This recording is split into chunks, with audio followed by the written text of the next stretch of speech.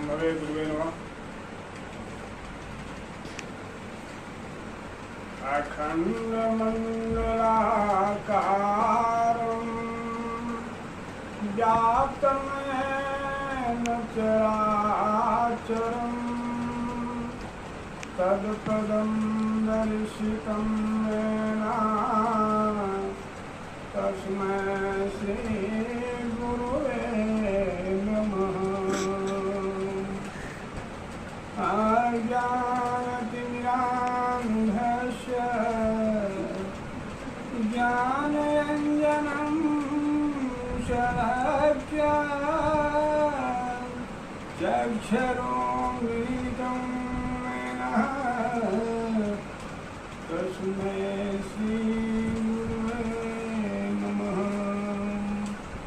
गुरुर्ब्रह्मा गुरुर्विष्णु गुरुर्देवो महेश्वरः गुरुर्साक्षात् परब्रह्म तस्मै श्रीगुरुवे नमः।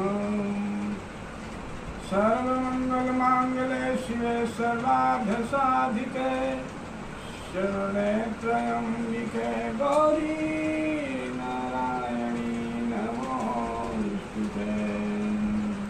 तव द्रव्यं जगति गुरु तुभ्यमेव शरणमस्तु। समस्त भाईजन को प्रणाम। मैं रवि प्रताप सिंह, ग्राम मानी, थाना विक्रमगंज, जिला रोहतास, बिहार से मैं आप तमाम भाई बहनों को चरण छूकर प्रणाम है। मित्रों, आज हम सभी जानते हैं कि इसे कोरोना जैसी महाबीमारी के चलते साहब श्री हरिंद्रानंद जी के कथनानुसार तमाम देश के तमाम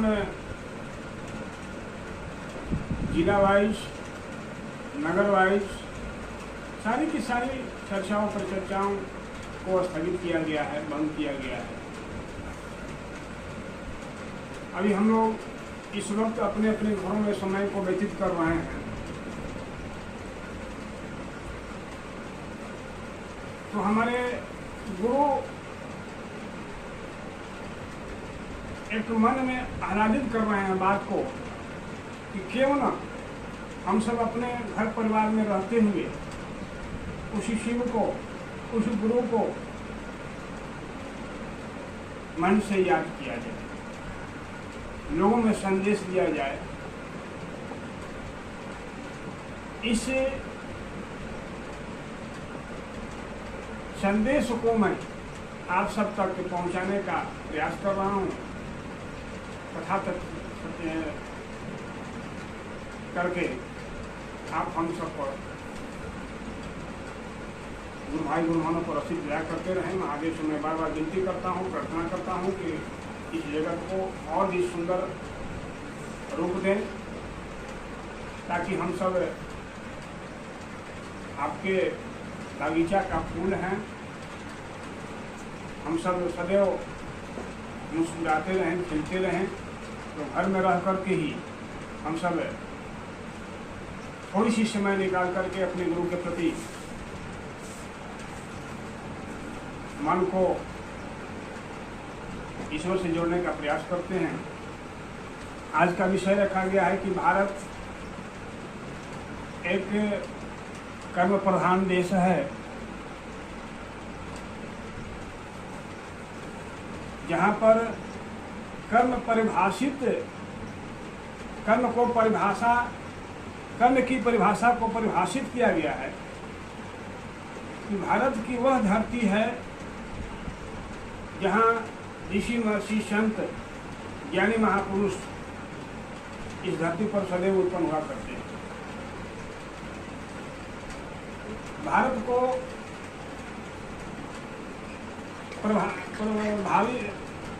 परिभाषित कर देखा जाए तो भारत को शाब्दिक अर्थ यह हुआ, भा मतलब भा जोड़ रत, भा जोड़ रत। भा मतलब भा का अर्थ होता है प्रकाश और रत मीन्स परिश्रम। भा रत, भा मीन्स प्रकाश और रत मीन्स परिश्रम। यानी कि जो ही इस धरती पर सूरज की प्रकाश की किरणें बिखेरती हैं तो सारे के सारे जीव जंतु, पशु पक्षी, पेड़ पौधा इत्यादि लहलहाने लगते हैं। चिड़िया अपने स्वरों में अनेक अनेक भावों में अपना गुंजन करने लगती है, स्वर गुंजन करने लगती हैं, भौरे गुनगुनाने लगते हैं, फूल मंद मंद मुस्कुराने लगते हैं, पेड़ पौधा हरा भरा सा दिखने लगता है। उसी तरह से जीव जंतु हम सब पुष्पित और पल्लित होने लगते हैं। भाई मेरे, बंधु मेरे, इसी भारत की धरती पर संत कबीर हुए, सूरदास हुए, महावीर हुए, बौद्ध हुए, बौद्ध के प्रवर्तक गौतम बुद्ध हुए, बहुत सारे ऋषि महर्षि संत गण महापुरुष उत्पन्न हुए। लेकिन आज तक इस बात को किसी ने इंगित नहीं किया, जनमानस में इस बात को पहुंचाया नहीं गया, जनमानस को यह सूचना नहीं दिया गया कि इस कली काल खंड में हम सब का उद्धार, इस जीव का उद्धार किस प्रकार से होगा।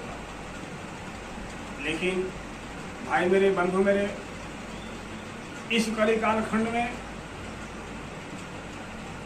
इसी बिहार की धरती पर एक महामानव का अभ्युदय हुआ। महामानव का अभ्युदय हुआ जिनका नाम साहब श्री हरिंद्रानंद रहा। साहब श्री हरिंद्रानंद जी ने बिहार की धरती से आध्यात्मिक पुस्तकों से अनुभूत होकर शिव जैसे गुरु, समर्थ गुरु को उन्हें खोज निकाला और उन्होंने साहब श्री हरिंद्रानंद जी का अभ्युदय हुआ, जिन्होंने संकल्प लिया कि मैं भारत के हर एक जीव को उसी शिव से जोड़ूंगा, विश्व के हर लोगों को उसी शिव से जोड़ने का काम करूंगा। भाई मेरे, बंधु मेरे, साहब श्री हरिंद्रानंद जी का कथनानुसार उनके बताए हुए मार्गों पर हम लोग चल कर देखा तो सचमुच में हमारे आपके जीवन में बदनाम होने का काम शुरू हुआ। आध्यात्मिक की सीढ़ी साहब श्री हरिंद्रानंद ने हम लोगों को दिया कि इस सीढ़ी के द्वारा, इस मार्ग के द्वारा आप परम तत्व को प्राप्त कर सकते हैं, उस परमात्मा की प्राप्ति कर सकते हैं, उसी से वक्त जीव सकते हैं। क्योंकि गुरु ही हमारे आपके जीवन में, गुरु ही एक ऐसे महत्वपूर्ण स्थान है गुरु पर, जो कि गुरु ही हमको और आपको उस ईश्वर तक पहुंचा सकता है, जोड़ सकता है, ईश्वर से एक में कर सकता है। तो मैं आप सबसे आग्रह करूंगा कि आप भी शिव से जुड़कर शिव का शिष्य बने। शिव के शिष्य बन करके साहब के कथनानुसार जो 3 सूत्र मिला हुआ है, 3 सूत्र के जरिए आप अपने जीवन में धारित करते रहें। 3 सूत्र में आपको दिया गया है, दया मांगना, अपने गुरु से दया मांगने मन ही मन, हे शिव आप मेरे गुरु हैं, मैं आपका शिष्य हूँ, मुझ पर दया करें। दूसरा सूत्र दिया गया चर्चा करना, हम लोग बेकार की बातों में मिलजुल करके शेयर करते हैं, बात करते हैं, उसी में थोड़ी सी समय के लिए उस परम तत्व की बात कर लेते हैं, परमात्मिक बात कर लेते हैं, आध्यात्मिक बात कर लेते हैं, जिनसे कि जैसे जैसे हमारा आपका संबंध जो है जुड़ता है, उसी तरह से परमात्मा से जुड़ने लगता है। भाई मेरे, बंधु मेरे, आपको एक दिवारात्रि तीसरा सूत्र बताया गया कि आप अपने गुरु को प्रणाम निवेदित करें। तो साहब ने कहा कि एक दिवारात्रि यानी 24 घंटे में एक बार आप स्वतंत्र हैं। आप थोड़ी सी समय निकालें, सोते वक्त या सुबह में जागते वक्त थोड़ी सी समय निकाल कर उस ध्यान की स्थिति में होकर के अपने गुरु को प्रणाम निवेदित करें। नमः शिवाय पंचाक्षर मंत्र से आप उनको प्रणाम निवेदित करें। हम लोगों ने मित्रों पाया, भाई मेरे, बंधु मेरे, हम लोग साहब के कथनानुसार उनके बताए हुए मार्ग पर चलकर देखा, अनुभूत किया, मन समझने लगा। मन में बहुत तरह के सवाल उत्पन्न पहले हुआ करते थे। हम लोग को चलने बोलने बैठने का लूप ढंग मालूम नहीं था, समाज में किस तरह से समाज में बैठा जाता है, किस तरह से बोला जाता है। अति तो धीरे धीरे यानी कि शयन हरे मन, धीरे धीरे मन जो है उसे गुरु के प्रति, उस ईश्वर के प्रति आसक्त होने लगा, उस गुरु के प्रति जाने लगा, समझने लगा कि जीव और जगत क्या है, प्रकृति क्या है। तो भाई मेरे, बंधु मेरे, इस 3 सूत्र के जरिए जो 3 सूत्र मिला है, इसी सूत्र के माध्यम से हम उस परम तत्व को प्राप्त कर सकते हैं, उस ईश्वर को प्राप्त कर सकते हैं। हम लोगों ने धीरे धीरे समझा, मन समझने लगा कि नहीं, सचमुच में ये जो सृष्टि है, ये ब्रह्मांड है, सचमुच में परमात्मा के द्वारा ही बनाया गया है। और परमात्मा हम लोगों को इस जगत में एक सुंदर ढंग से व्यवस्थित किया है। और इससे हम और आप यदि छेड़छाड़ करेंगे, यानी प्रकृति के साथ हम और आप जितने भी छेड़छाड़ करेंगे, तो उसका असर हमारे आपके जीवन पर पड़ेगा। ठीक उसी प्रकार से अभी हम लोग देख रहे हैं, झेल रहे हैं कि जिस स्थिति से गुजर रहे हैं, ये तरह तरह के बीमारियाँ और महाबीमारी उत्पन्न हो रही हैं। ये सब क्या है?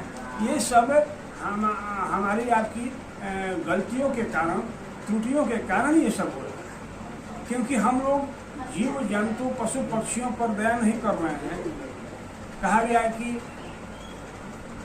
मानवता का सच्ची सेवा ही ईश्वर की सेवा है। महात्मा गांधी लिखे हुए हैं कि मानवता का सच्ची सेवा ही ईश्वर की सेवा है। तो हम लोग जीवों पर दया नहीं कर रहे हैं। पेड़ पौधे दिन प्रतिदिन हम लोग काट रहे हैं, पर्यावरण को अशुद्ध कर रहे हैं, पोल्यूशन फैला रहे हैं। जनसंख्या इतना बढ़ रही है जिसके वजह से मनुष्य को रहने के लिए स्थान नहीं है, जगह नहीं है, जिसके वजह से हम लोग पेड़ पौधे, पहाड़, रुख इत्यादि काट करके हम लोग अपना घर बसर जीवन व्यतीत कर रहे हैं।